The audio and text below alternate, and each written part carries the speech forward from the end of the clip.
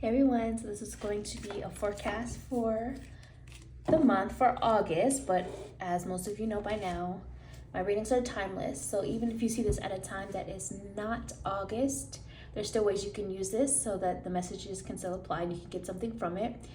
The timestamps are below in the description, so you can treat it like a pick a card and choose what you're drawn to as far as the timestamps, or you can listen to the overall energy for the month and apply it to whatever month you're in. Or like, let's say you're in October, week 1 of October, you can click on week 1 and apply to whatever month you're in, just to give an example. So I'm gonna do the overall energy for the month first, and then we'll get into each week. Keep in mind, August is in 8 energy, the month 8 as far as the calendar that we follow here in the US at least. So it is a time of lessons and cycles still. It will get you to the point of trying to figure out, have you really evolved, or are you going to have to repeat the same lesson? Things of that nature.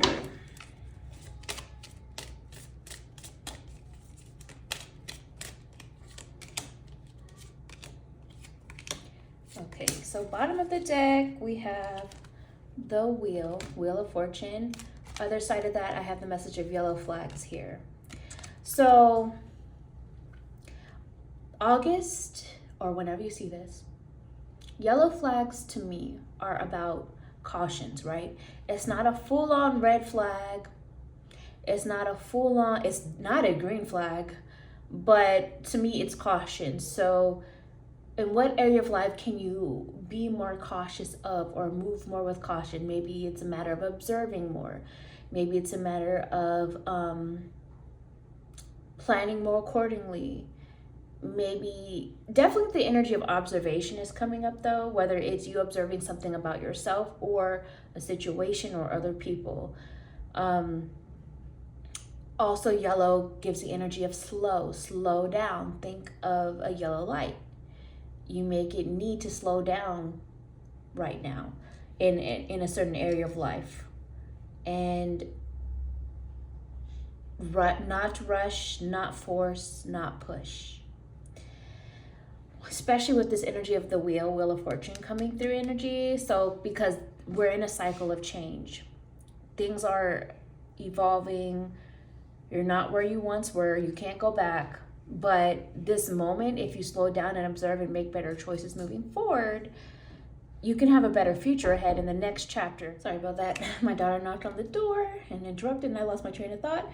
But going back to it, I believe I was saying that you're about to enter a new season, a new chapter that can be better than before. If you apply the lessons, if you have truly evolved. And also just know that if you do have to repeat a lesson, a cycle, or pattern, that's okay too. You have a little bit more of what to expect this time around. So hopefully that will help you navigate it if that be the case. Because the lessons don't stop. They're just new and different ones as you enter new seasons and chapters in life. But change. But this change is more of like what you make of it.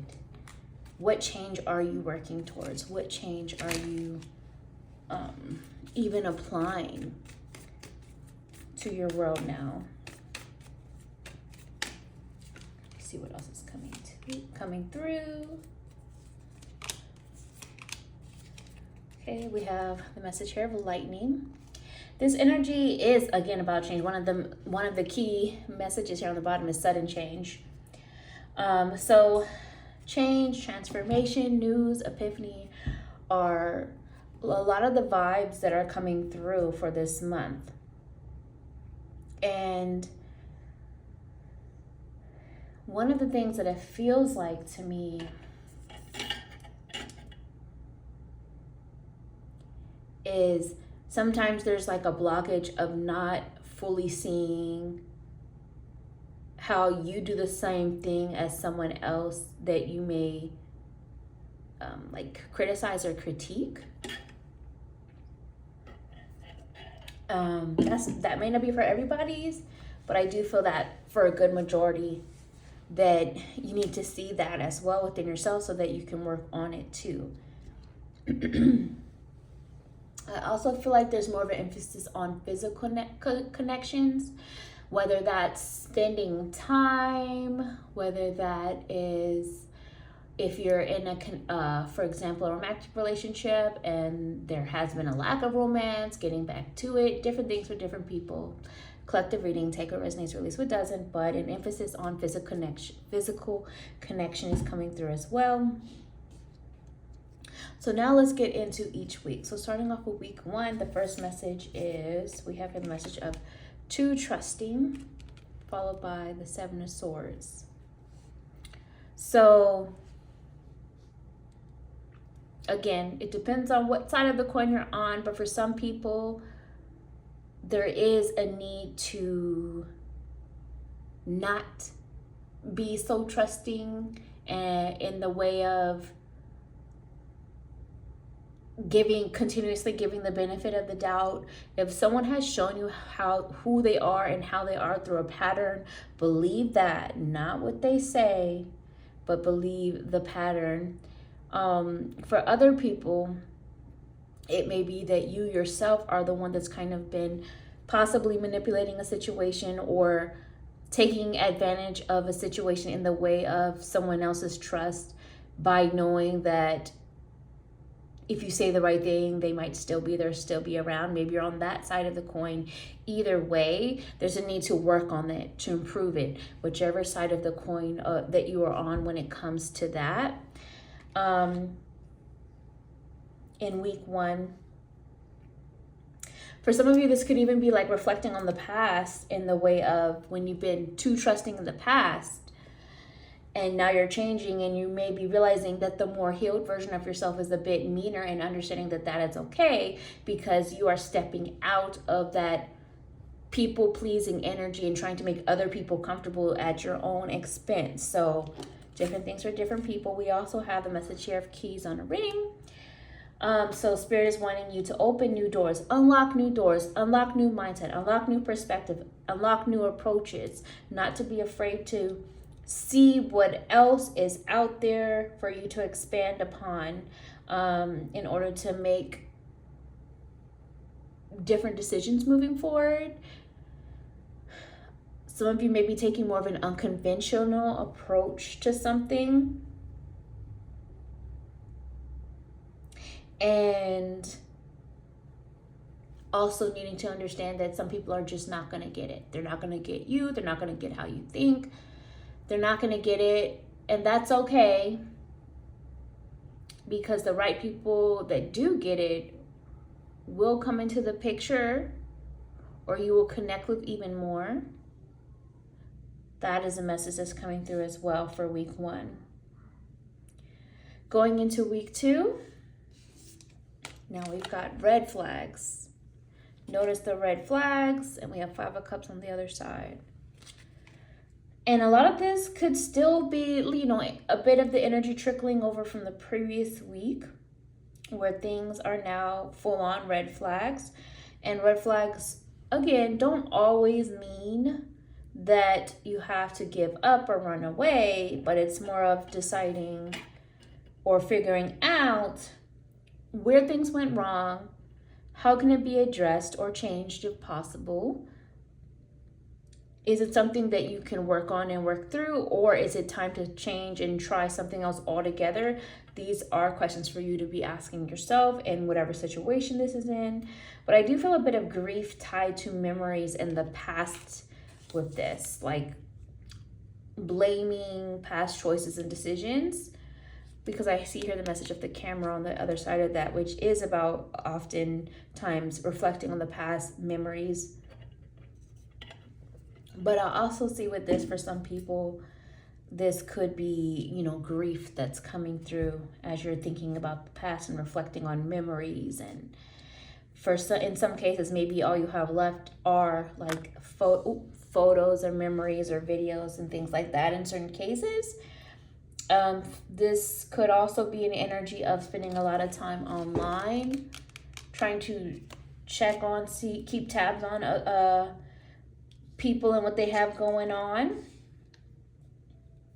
Some of you may be using online, social media, YouTube, just online in general, as a coping mechanism to escape from some pain and issues and grief. And if that's the case, just be mindful of that and how much time you're spending, that kind of a thing. Learning from the past is what's most important in week 2. Going into week 3, we have here not romantic, it's in the middle, and then the 5 of Wands. So in some cases, this is more in just like a practical sense of, maybe for some people, maybe you're having trouble like romanticizing your life and a little bit of a struggle with finding the joy at that time just because there's stress going on. It will pass. These are highlights. It's not saying the whole entire week is this way, but these are moments just to be aware of. So instead of having a romantic mindset, you're having more of a practical mindset about what needs to be done, what needs to be dealt with, the to-do list, and just maybe a bit more moody with some aggression at play. I'm looking at the hippo and they are all aggressive. So some aggression at play as well that needs to be worked through, or even distance from. If it's someone else, maybe you need distance from someone else in this case, or maybe it's you. In other cases, this could be a confirmation that somebody you're wondering about do they have romantic feelings? And I feel like most of you will know who you are when I'm saying this, then it is probably a no, not romantic. But just remember, romance and seduction are not the same thing. People often, I feel, misinterpret. Someone who's trying to seduce you, it can feel like romance, but their goal is not romance. Romance in the sense of like courtship, actually dating and planning and pursuing. No, they just want what they want in the moment. So it's more of a seduction and not romance. And that could be a thing too going on for some people. We also have here the message of the runner for week 3. So just going off the last message I was just talking about, for some people, you may be dealing with an avoidant person, or maybe you are the avoidant person in a relationship or a connection. And others, that if we're going back to more of that practical mindset of the stress and having struggle with romanticizing your life in general and things like that, this feels like trying to run from the past. And yes, ego is in that moment, but sometimes ego is important because it tells you or shows you what's not right for you, or still what needs to be further worked on. So don't run from the past. Yes, look towards the future. And yes, you do want to push forward, but you can't really just like bypass over all of the issues, or it will circle on back and come back all over again, going back to that message of repeated patterns and cycles for August or whenever you come across this. Going into week 4. Week 4 is starting to get better. I see emotional joy coming through as a message. And then we have King of Swords on the other side. It's like by week 4, you're finally getting your mind back together. You're finally feeling like, okay, I just went through all these ups and downs and emotions and whatnot. Now my head's on straight again. I can see through the fog and ready to remain focused, push forward, pick up the pieces from, what you've still got in front of you and make better with it moving forward. Setting plans in motion. And then I also see here the message of separation. So I also feel like there's a separation from